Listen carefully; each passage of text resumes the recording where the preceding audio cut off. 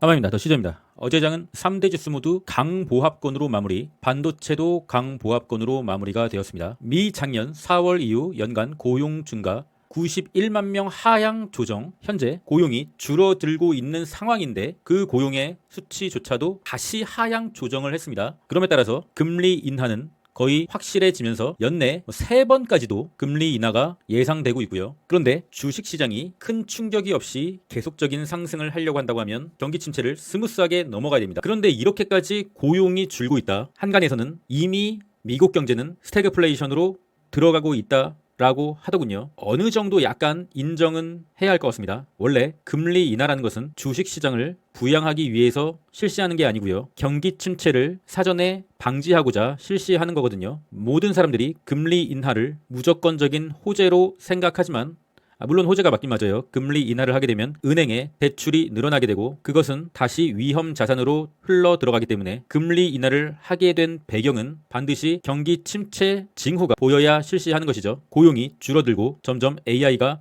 사람을 대체하는 시대가 오고 있다. 우리는 이것을 좀 심각하게 받아들여야 한다. 공포지수는 50일, 푸드앤콜옵션은 살짝 내려간 0.67. 금일의 일정은 별다른 기업의 실적 발표는 없고요. 장후에 오라클과 게임스탑의 실적 발표가 있었죠. 두 기업 다 실적 발표 후에 상당한 급등을 하였고 일단 오라클이 잘 나왔다는 것은 시장에 긍정적인 기운은 불어넣어줬다. 그리고 이제 대망의 미국 8월 생산자 물가지수 PPI 발표가 나옵니다. 근원 생산자 물가지수 예측치는 3.5, 이전은 3.7, 그리고 MOM은 예측치는 0.3, 이전은 0.9. 최근에 생산자 물가지수 관세 노인 트럼프의 관세를 기업이 떠안는 결과를 보여주면서 생산자 물가지수가 상당히 오름세였는데 여기에 좀 이상하다. 저번 달 대비해서 예측치가 상당히 낮다. 도대체 왜 이렇게 예측을 하고 있는 것이죠? 이렇게 예측치대로 실제가 나온다고 하면 시장은 또 물가도 잡혔다라는 기조로 큰 상승을 하게 될 것이지만 근데 인간적으로 너무 예측치가 낮아요. 이게 좀 많이 불안한 요소입니다. 오늘 밤에 예측치보다 낮다는 것을 가정하에 증시가 상승 중이었는데 혹시나 예측치보다 높게 나와버린다. 그러면은 또다시 스태그플레이션이라는 기조로 증시에 충격을 줄 게 뻔한데 굳이 이렇게 월가들이 예측치를 낮게 뽑을 필요가 있었겠느냐? 너무 낮은 것 같아요. 좀 경계해야 됩니다. 그리고 혹시나 이대로 예측치대로 나오면은 증시가 급등할 건데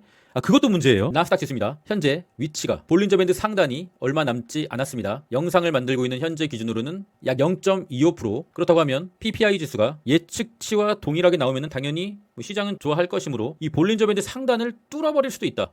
근데 공교롭게도 그 시점이 안드로메다 라인을 뚫어버리는 지점이다. 그러면은 어떻게 되겠어요, 여러분? 차익 실현 나오는 거죠. 단기 매매자들 그리고 스윙 매매자들까지도 이 안드로메다 라인을 모두가 보고 있기 때문에 수익 실현이 쏟아질 수가 있다. 그래서 오늘 밤이 잘 나와도 쎄하고 못 나오면은 당연히 처박을 거니까 더 쎄하고 쎄합니다, 여러분. 이 안드로메다 라인은 상당히 신뢰도가 높은 추세 라인이다. 이때도 맞고 떨어지고 맞고 떨어지고 맞고 떨어지고 돌파하면은 일정 시간 가다가 다시 한번 맞고 떨어지고 맞고 떨어지고 계속 맞고 떨어졌던 부근입니다. 4시간 봉을 봤을 시도 굉장히 좀 잘 가고는 있으나 언제나 중앙 이평선을 확인 작업으로 되돌아온다. 오르다가 확인 작업, 오르다가 확인 작업, 오르다가 확인 작업이 올 수가 있다. 그렇다고 하면 만약에 오늘 밤 PPI 지수가 못 나오면 당연히 내리고 잘 나오더라도 안드로메다 라인까지 가더라도 되돌림은 바로 마이너스 1% 정도까지 고점 대비해서 떨어질 수 있는 가능성이 있다. 개인적인 생각입니다. 개인적인 생각으로는 PPI 지수가 만약에 호조로 나온다. 그러면은 단기 물량은 줄 때 먹어라. 아니면은 본장에서 피똥을 살 수가 있다. TQ입니다. TQ는 차트를 오랜만에 보죠. 사실상 제 포트에서 제일 많은 비중이 사실은 TQQQ예요. TQ가 이 부분에서 최고점을 윗꼬리로 기록하고 다시 한번 94달러 라인에 도달했다. 역시 TQ 3배 레버리지의 아버지 엔비디아. 엔비디아 지금 하락의 채널에 여전히 있습니다. 마냥 좋게만 볼 수 없는 이유죠. 지지하고 맞고 떨어지고 다시 한번 맞으러 가는 상황. 돌파를 하게 되면은 이곳은 일목균형표 라인이 받쳐주는 자리이기 때문에 상당히 좋은 흐름을 기대할 수가 있겠으나 그것은 돌파를 한 다음에 할 말이고요. 현재는 아무래도 이 라인을 돌파하기가 좀 힘겨운 모습. 모든 게 다 잘 나오고 버블로 간다고 하면 돌파하고 안착한 후에 다시 한번 하겠죠. 그러나 그 경우에는 증시의 조정이 안 온다는 얘기니까 작전을 바꿔야 될 수도 있다. 엔비디아가 다시 신고가 랠리로 간다고 하면 조정 없이 버블로 간다는 뜻이니까 모든 작전을 전면 수정할 필요가 있다. 반도체 아직까지는 괜찮습니다. 21선 이탈하지 않았기 때문에 쏙슬도 이 빨간색 라인을 버텨주는 흐름 괜찮습니다. 아직까지는.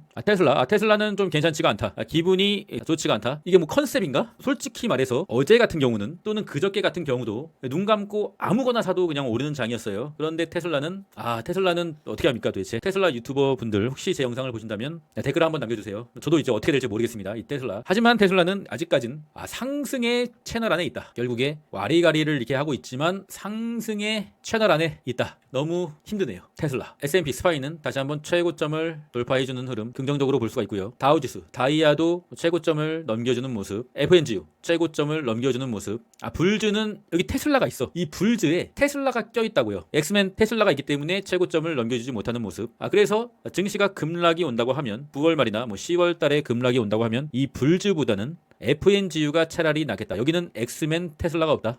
빨랑 튀어야 되지 않겠느냐 했는데 역시나 이 추세선은 상당히 유의미하다. 이탈을 몸통채로 하지 않고 캔들이 걸쳐 있는 상태로 페이크를 한번 주고 상승. 팔란티어 주주 여러분들 축하드리고요. 로빈후드 다시 한번 신고가를 경신 축하드립니다. 애플은 아이폰 17을 공개했는데 역시나 이럴 줄 알았어. 소문난 집에 먹을 것이 없고요. 아마존 축하드립니다. 넷플릭스 축하드립니다. 일목균형표를 돌파한 흐름이기 때문에 여기서 이제 갇혀서 와리가리하다가 다시 한번 상승을 해주지 않을까. 브로드컴 볼린저밴드 둥둥을 보여주고 약간의 하락으로 마무리. 그러니까 볼린저밴드 둥둥에서는 이 보유자의 영역이니까 굳이 매수를 하려고 한다고 하면 볼린저밴드 안으로 들어와서 약간의 조정을 보여줄 때 하는 게 낫다고 누누이 말씀드렸고요. 그런데 그것을 뒤집는 게 바로 구글이었죠. 구글 축하드리고요. 중소형주를 보면은 SMR 이 검정색 지지선을 계속적으로 버팅겨줬다. 맞고 반등.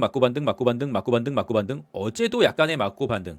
어제 영상에서 말씀드렸고요. 더 시저의 영상을 보면은 단기 매매도 괜찮게 할 수 있다. 포니 AI도 억지로 그어놓은 단기 지지선이지만 맞고 어제도 반등을 하였죠. 영상을 꼼꼼히 보셔야 됩니다. 솔라엣지는 4시간 봉을 봤을 시 약간의 추세가 좋지 않은 흐름, 많은 지지를 보여줬던 이 검정색 라인을 올라가고 있기 때문에 솔라엣지의 추세가 끝나지 않았다고 하면 다시 한번 이 검정색 하단 라인을 터치할 시 오늘자 기준으로는 한 28달러 때가 온다고 하면 약간의 단기 매매성으로 매수를 해봐야 되지 않겠느냐. 코인의 공포지수는 뉴트럴이고요. 49. 알트코인 시즌 인덱스는 71. 알트코인이 그다지 오르지도 않았는데 벌써부터 71이라는 것은 우리가 조금 생각해봐야 될 문제. 지난 24년 12월에 알트코인 시즌 수치가 넘어간 이후에 그 기간은 3, 4일 정도로 끝났다. 현재 수치상으로는 알트코인 시즌이 좀 임박한 수치로 나오고 있긴 합니다.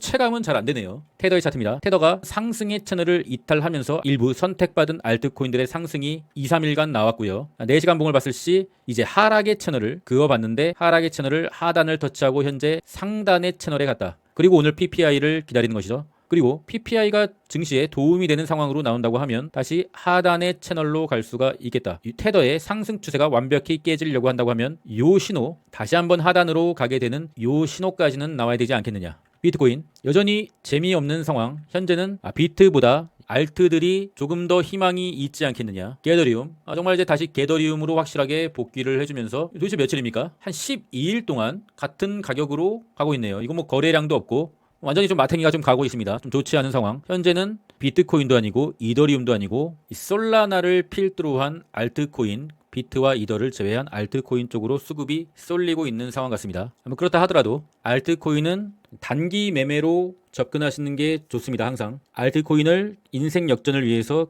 크게 매수는 하지 마라. 저도 알트코인을 매매하는데 큰 금액으로는 하지 않습니다. 그냥 단타 매매하듯이 짧은 기간에 상승을 먹겠다는 기조로 작은 금액으로 하시는 게 좀 더 건강한 투자를 할 수가 있습니다. 멤버십에 관심 있으신 분들은 고정 댓글 링크를 확인해 주시고요. 장기 멤버십은 중장기 매매 스윙을 하고 있으며 UDT 멤버십에서는 단기 매매도 병행하고 있습니다. 큰 금액으로는 하지 않고요. 소액으로 어제와 오늘 매매한 내역인데 소액치고는 괜찮은 수익을 기록하고 있습니다. 이것도 좀 문제입니다. 지금 아무거나 사도 오르는 장이기 때문에 이게 과연 지금 정상인가? 너무 과열로 다시 가고 있지 않는가? 모두가 해피한 주식시장은 맨날 반복되진 않으니까요. 물론 장기 멤버십에서는 뭐 이런 금액보다는 훨씬 더 큰 금액을 홀딩을 하고 있고요. 이러한 매매는 그냥 단기 매매, 수익 실현한 금액입니다. 더 시저 구독자 방에는 800명이 넘게 들어와 주신 모습이고요. 패스워드는 431입니다. 패스워드를 물어보지 마십시오. 영상을 끝까지 보시면은 나와 있는데 왜 자꾸만 물어보시는지 이해가 안 가고요. 영상을 보지 않는데 구독자 방에는 들어오시겠다? 이거는 좀 이치에 안 맞지 않느냐. 체에 걸러도 남는 마음 때문에 구멍을 더 촘촘하게 짜는 사람이 있고 잿더미 속에서도 눈을 뜨고 옆을 보려는 사람이 있다. 안미옥 조유리고요. 글반장님입니다. 한마디로 포기하지 않으면 희망은 있다. 그럼 전 끝까지 했습니다. 이상입니다.